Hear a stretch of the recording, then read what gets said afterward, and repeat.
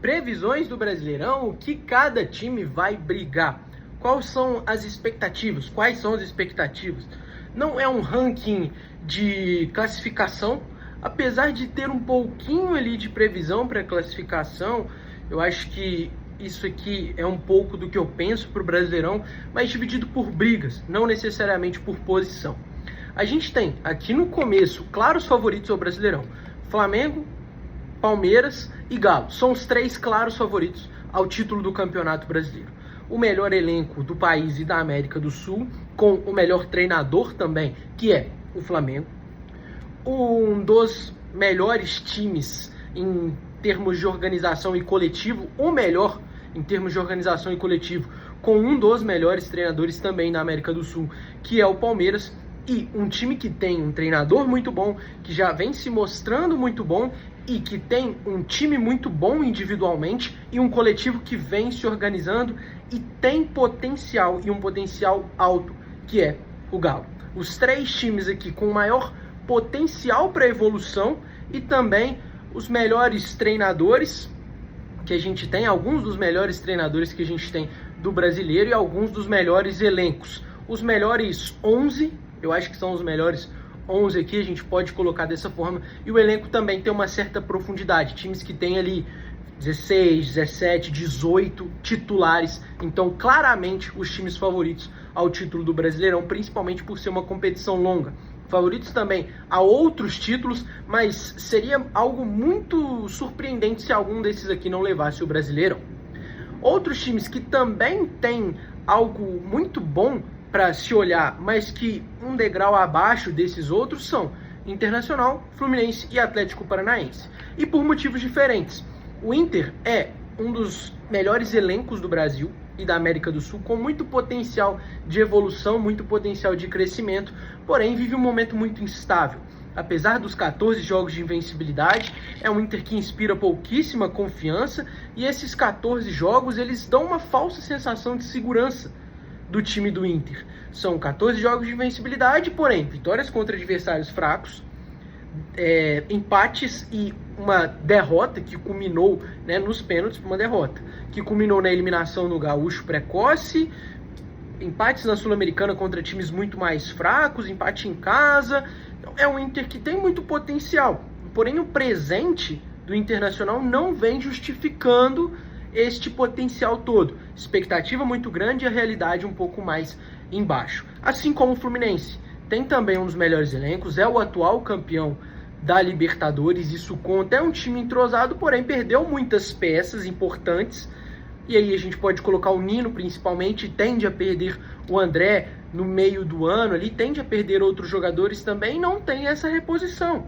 O Fluminense tem um dos elencos com maior média de idade do Campeonato Brasileiro, e a zaga do Fluminense é um problema muito grave, um ataque muito bom mesmo, mas uma defesa que não corresponde, que não está no mesmo nível, justamente pela falta de peças. O Fluminense tem a segunda maior média de idade do Campeonato Brasileiro, com 31,4 anos. Isso para uma competição longa e para um Fluminense que quer disputar mais de uma competição, pesa, e pesa muito negativamente. A gente vai ter meses onde esses times que disputam mais de uma competição vão jogar 8, 9, 10 jogos por mês. Será que o elenco do Fluminense vai aguentar esse tranco todo? O Fluminense se reforçou bem, trouxe jogadores para o meio, para o ataque, mas precisa também olhar um pouco mais para a sua defesa e melhorar um pouco mais a sua defesa, que trazendo jogadores para melhorar esse setor, é capaz de, no meio do ano para frente, o Fluminense ir melhor ainda do que a expectativa.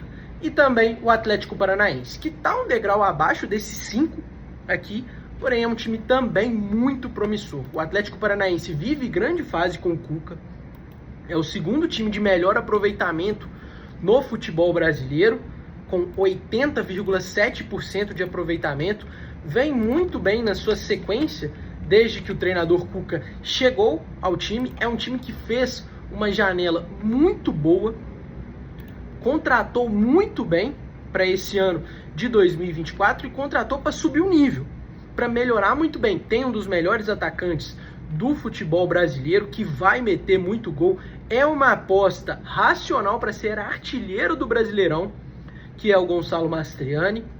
Tem um meio-campo bom, um meio-campo ajustado, tem uma defesa segura, tem um goleiro que é o melhor goleiro do Brasil, tem jogadores que se doam para o time, são muito intensos, como o Canóbio, e vem evoluindo também, contribuindo cada vez mais tecnicamente para esse time do Atlético. Tem um Fernandinho, que é um cara de uma experiência tremenda e que acrescenta muito em liderança e experiência para esse time do Atlético.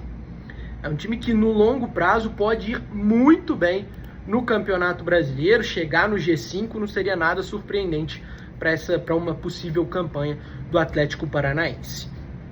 E a gente tem outros times aqui que, se abrir vaga, pode ser que esses times apareçam ali entre G8, né? Aqui a gente teria um G6 e um G8 com Corinthians e Grêmio completando isso tudo aí. O Corinthians é mais um time com muito potencial para ser explorado, um elenco que se reforçou muito para 2024, foram muitos jogadores novos que chegaram ao Corinthians e jogadores bons. O Corinthians trouxe um craque, que é o Rodrigo Garro, trouxe outro craque, que é o Igor Coronado, trouxe peças para o seu ataque que já vem funcionando, como o Pedro Raul. Então, às vezes as pessoas não têm plena confiança num ataque de Pedro Raul, Romero, Yuri Alberto, mas é um ataque que tem ido muito bem. E um Corinthians que vem evoluindo muito a partir do momento que o Antônio Oliveira entrou nesse time. É um elenco bom, com um treinador muito bom, mas que ainda precisa se entrosar um pouco mais, precisa crescer. Porém, o futuro do Corinthians, olhando para frente, é próspero. O Corinthians fez um jogo bom contra o São Bernardo na Copa do Brasil, que era um adversário difícil. O Corinthians fez um jogo muito bom contra o Nacional na Sul-Americana, na estreia do Corinthians na Sul-Americana em casa. Tem alguns pontos ali que incomodam o torcedor, como por exemplo a questão do gol. O Cássio já é um jogador mais envelhecido, né? Isso se mostra às vezes um problema, porém do meio para frente o Corinthians também trouxe muitas peças boas para sua defesa, para melhorar a defesa, que também estava sendo um problema com jogadores de média de idade muito alta. Do meio para frente esse Corinthians é muito promissor. Ranieri, Fausto Vera, Romero, Garro, Wesley, Yuri Alberto, Pedro Raul e por aí vai. É um Corinthians que tem muito potencial. Se o Antônio Oliveira conseguir explorar melhor esses jogadores e conseguir chegar mais perto do potencial que esse Corinthians tem, vai ser um ano muito bom para o Timão. O Grêmio é um time que tem potencial, porém tem um problema muito grande. O Grêmio tem um problema muito grande, que é justamente a sua defesa. O Grêmio tem a mesma defesa desde 2016. Com Jeromel e Kahneman. E isso ao longo da temporada inteira, para disputar mais de uma competição, disputar uma competição longa e difícil como o Campeonato Brasileiro, vai exigir muito do Grêmio. Conseguiu solucionar o problema do seu ataque, que para mim era o principal problema do Grêmio para esse ano, porque perdeu metade do seu time, metade do seu ataque, que era o Luis Soares. Porém, em todos os gols do Grêmio até agora, todos saíram dos pés dos seus jogadores de meio e ataque. E é muito talento do meio para frente. Você tem o Pavon, Soteldo, o João Pedro Galvão, Natan, Jardiel, Gustavo, jogadores mais jovens e que já vem entrando e entrando bem. Diego Costa, artilheiro do Campeonato Gaúcho, uma das apostas também para ser artilheiro do Brasileirão. No meio-campo, jogadores de muito talento, como o Carbacho, o Bicha Sante, PP, Cristaldo, jogadores de muita qualidade técnica. Mas, quando você olha para trás, o Grêmio tem uma deficiência muito grande. Tem goleiros bons, porém, quando a bola chega, se chegar muita bola, o goleiro não vai defender todas. Não vai ser possível defender todas, apesar de ter bom goleiro. Então, o Grêmio é um time que faz muitos gols, tem uma média legal de gols feitos, porém toma muitos gols. E vem sofrendo com isso. Sofreu na Libertadores, tomando muitos gols, até agora em 2 jogos tomaram 4 gols. Quase todos os jogos, o Grêmio toma gols. Então toma gol do Caxias no Campeonato Gaúcho, toma gol do Guarani, toma gol do Juventude, toma gol do Internacional, do Santa Cruz. É o ponto mais crítico do Grêmio, é a defesa.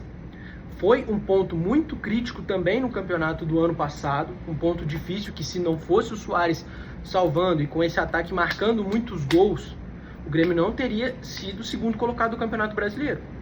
Não tem o Soares esse ano. O ataque vai ter que superar muito mais essa defesa. Vai ter que fazer muito mais, fazer muito além. Porque o Grêmio vai tomar muitos gols. E numa competição longa como o Brasileiro, numa competição de pontos corridos como o Brasileiro, isso te custa muito. Você pode perder jogos por tomar muitos gols. E o Grêmio precisa disso ser corrigido. Olhando para o meio de tabela do Campeonato Brasileiro, a gente tem o Cruzeiro, Red Bull Bragantino, Botafogo, São Paulo, Bahia, Fortaleza, aqueles times que não inspiram tanta confiança assim para o seu torcedor, alguns com muito potencial, outros menos, mas times que são uma incógnita, são incógnitas para esse ano.